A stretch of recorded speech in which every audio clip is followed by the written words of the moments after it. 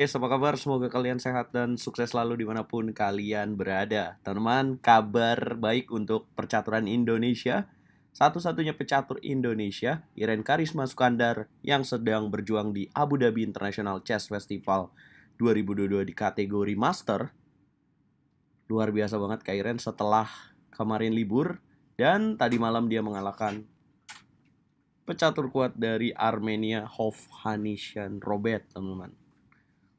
Hovhannisyan Robert merupakan pecatur yang masuk dalam tim Olimpiade Armenia yang meraih perak di Olimpiade Catur 2022.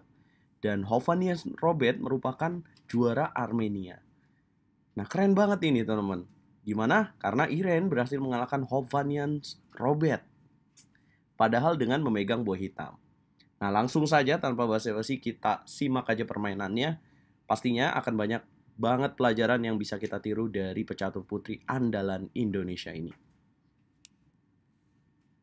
Yap, sebelum itu jangan lupa klik tombol subscribe dan nyalakan lonceng notifikasi kalian terlebih dahulu guys, supaya kalian gak terlambat tentang informasi terupdate dari dunia percaturan.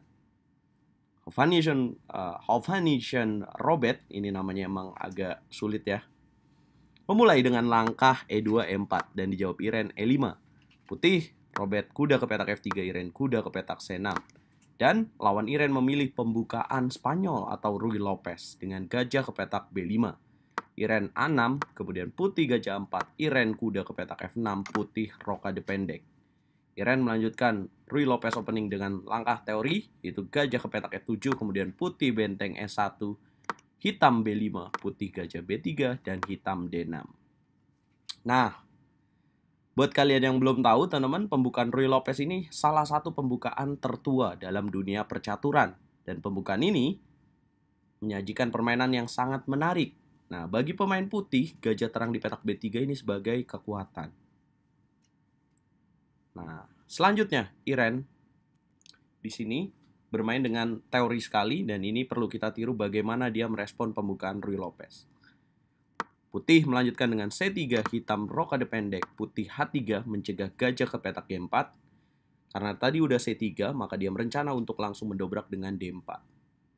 Iren kuda B8. Perhatikan kuda ke petak B8, teman-teman. Ini adalah cara manuver yang baik dalam pembukaan Ruy Lopez. Putih D4, hitam kuda B ke petak D7. Putih kuda B D2, hitam gajah ke petak B7.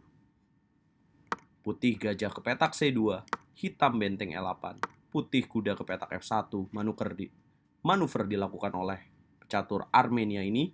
Itulah mengapa dia menempatkan gajah ke petak C2. Ya, selanjutnya kuda akan dibawa menuju petak G3 dan menyerang lewat sayap raja.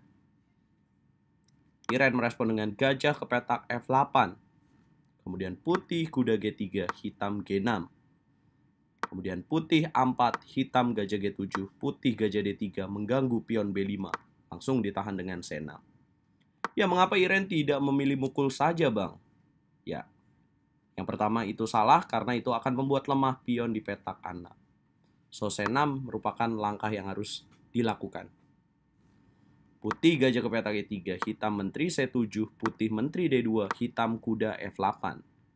Putih benteng A ke petak D1, hitam benteng A ke petak D8. Taktis permainan dari Iren. Kemudian putih menteri C2, hitam kuda E6. Putih B4, hitam benteng C8. Putih menteri A2, hitam kuda D7. Putih melanjutkan dengan A5, Iren membongkar dengan C5. Putih pion B makan C5, hitam pion E memukul D4. Putih pion C makan D4, pion D makan C5, dan putih D5. Iren bukan mundur, tapi dia masuk dengan kuda D4. Gajah memukul kuda, pion C makan gajah. Kemudian putih kuda E2, coba mengambil pion D4. Iren kuda ke petak C5, membiarkan pion D4 dimakan. Tapi teman-teman, sebenarnya dia menciptakan sedang membuat ide yang sangat brilian. Karena setelah putih kuda memukul pion D4, Iren gajah memukul kuda, kuda memukul gajah. Bisakah kalian tebak? Pada langkah ke-30, apa langkah yang akan dimainkan oleh Iren? Sisa 22 menit dalam permainan catur klasik, 1,5 jam dengan bonus waktu 30 detik. Congratulations kalau kalian menemukan langkah immortal. Gajah memukul pion D5. Boom!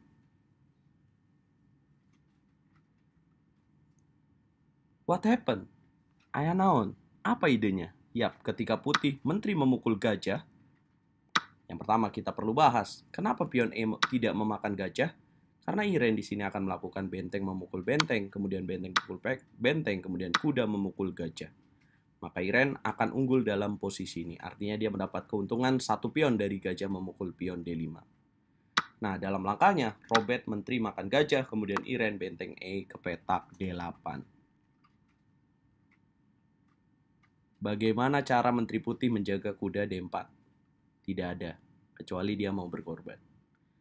Ya, akhirnya Robert menteri ke petak A2, dan ini adalah momen krusial karena setelah gajah D5, Iren berganti memegang inisiatif serangan, mengendalikan permainan. Benteng pukul kuda D4, putih gajah menarik ke petak B1, hitam benteng C ke petak D8, benteng memukul benteng, benteng memukul benteng, putih E5 dicegah dengan kuda E6. Putih menteri A3, Iren benteng A4. Putih menteri A3. Ya, kalang kabut sudah terjadi dalam permainan Hofhannisyan Robert. Iren memakan pion A5 dengan menteri. Putih gajah E4. Iren menyederhanakan permainan. Ya, seolah membuat lawannya ini lemas ya teman-teman. Di saat lawannya ingin keluar dari tekanan, tapi Iren langsung mengembosi serangan dari putih. Putih benteng C1, benteng memukul benteng, menteri memukul benteng, dan Iren memanfaatkan keunggulan pion promosi di petak A dan B4. Putih menteri C8, mencari situasi di mana dia bisa mencari remis, ya namun itu sulit terjadi. Hitam raja G7, menteri ke petak B8, Iren B3. Raja ke petak H2 dimainkan oleh putih. Dia tidak mau mengambil pion B3 karena tahu pion di petak E5 akan hilang, dan mohon maaf, jika putih melakukan menteri makan pion B3, maka akan tercipta menteri ke petak S1, garpuan gajah. Nah, maka yang terjadi adalah putih menjalankan raja H2. Hitam menteri ke petak D2 dengan ide menteri ke petak F4 mendapatkan gajah. Putih menteri B7. Iren B2, putih H4, Iren menteri F2, putih gajah D5. Menteri memukul pion H4 langkah ke-46. Hofhannisyan Robert yang mendapatkan medali perak di Olimpiade karena pemain terbaik cadangan menyerah di tangan Iren Karisma Sukandar. Ya teman-teman, itulah yang terjadi di partai Iren di babak ke-6 ini, dan Iren berkat kemenangan ini membuka peluang untuk finish 3 besar. Tapi teman-teman, di babak ke-7 nanti Iren akan berhadapan dengan jagoan Belanda, pemenang dari turnamen Tata Steel, Jordan van Foreest.